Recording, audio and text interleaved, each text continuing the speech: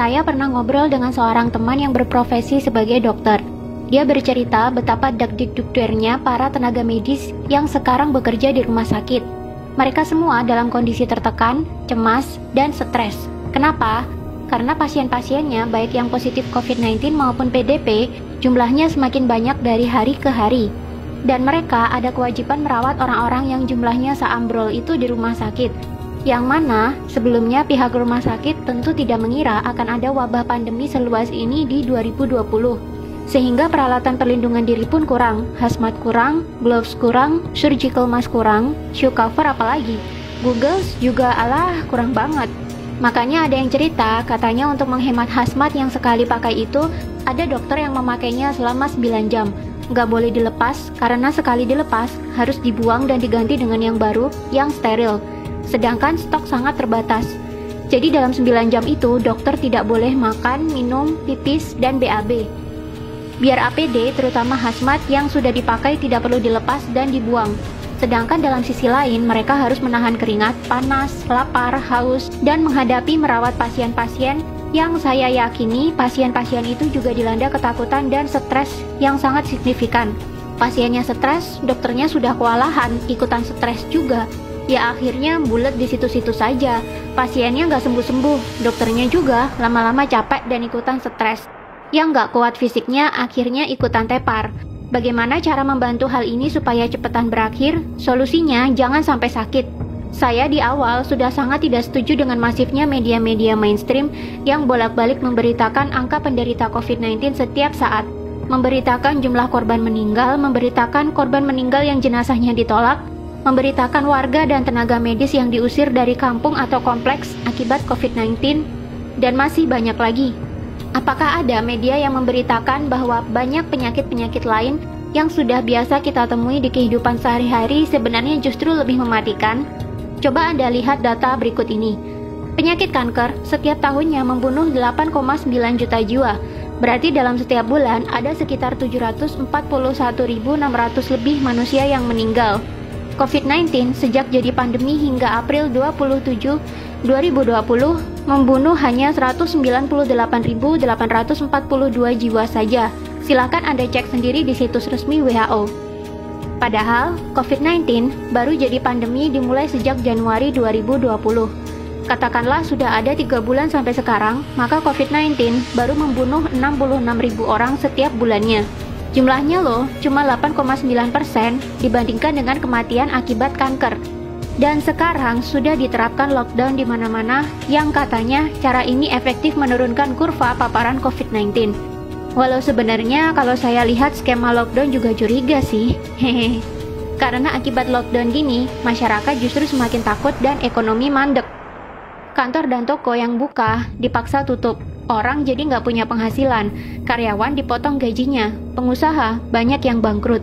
Pemerintah jadinya harus sedia banyak dana, selain untuk kebutuhan medis, tapi juga untuk stimulus ekonomi dan bantuan warga terdampak PSBB, supaya orang-orang tidak kelaparan akibat tidak bisa cari nafkah. Kalau nggak ada dana, ya hutang dong. Namanya penyakit, itu kalau nggak sembuh, ya meninggal dunia. Kalau kita lihat data, yang meninggal hanya 6,9% saja dari yang terpapar. Berarti yang 93,1% kemungkinan sembuhnya tinggi.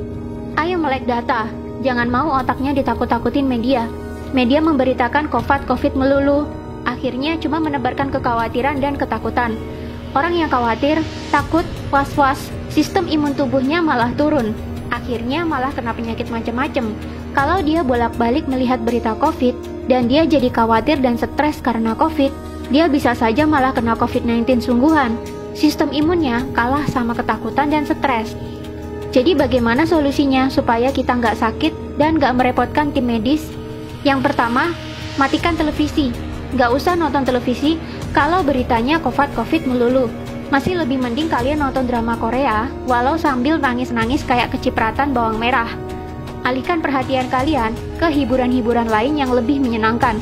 Nonton video-video satisfying di YouTube kek, nonton Panji Petualang kek, atau menghalurian nonton travel vlog di YouTube buat obat piknik kek.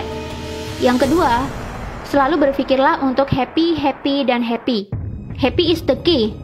Harus bahagia. Berkomunikasilah dengan orang-orang yang positif. Tontonlah acara humor, bermainlah dengan kucing kesayangan, bermainlah dengan anak kalian yang masih unyu-unyu, pacaranlah dengan istri.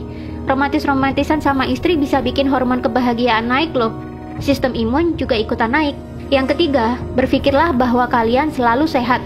Jangan izinkan pikiran takut sakit sedetik pun mampir di otak. Ganti doa kalian yang semula, "Ya Allah, jauhkan kami dari wabah ini," dengan "Ya Allah, sehatkanlah fisik dan mental kami, supaya kami selalu happy dan bugar." Ingat ya, kata-kata yang sering keluar dari mulut, walaupun doa sekalipun, bisa masuk pikiran bawah sadar. Walaupun ada kata tidak atau jangan di depannya, tetap itu adalah kata-kata negatif. Kata-kata negatif ya negatif. Masuk ke otaknya jadi negatif. Jadinya tubuh dan lingkungannya meresponnya juga negatif.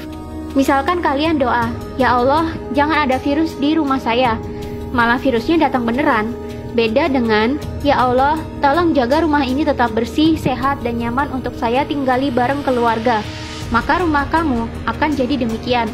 Selalu ucapkan kata-kata positif dan buang kata-kata negatif. Keempat, rutinlah olahraga. Olahraga dapat memproduksi hormon kebahagiaan dan memperbaiki metabolisme tubuh. Jiwa yang happy dan metabolisme tubuh yang baik akan menghasilkan imun tubuh yang kuat. Kelima, jaga kebersihan. Sering-sering cuci tangan pakai air dan sabun, tanpa rasa khawatir. Cuci tangan karena niatnya pengen bersih, bukan karena takut COVID-19. Percuma kamu cuci-cuci bolak-balik sampai pakai sabun dicampur alkohol sekalipun, tapi kalau pemikiranmu isinya takut saja, ya resiko tertular COVID-19-nya malah tinggi. Keenam, jaga jarak. Kita mungkin kuat atau kebal, tapi orang lain belum tentu. Mari hargai mereka dengan tidak dekat-dekat dan selalu pakai masker kemana-mana, terutama jika berhadapan dengan orang lain. Intinya adalah bahagia, happy, sehat, pikiran tenang, dibawa slow aja. Jangan sampai kamu masuk ke rumah sakit. Sekalinya kamu masuk rumah sakit, maka kamu akan bertambah stres, karena di sana isinya juga pasien-pasien yang lebih banyak stresnya ketimbang sakitnya. Gak usah terlalu perhatiin media. Matiin televisinya kalau beritanya gak enak melulu. Hiburan masih banyak. Ayo melek data. Jangan mau ditakut-takutin media.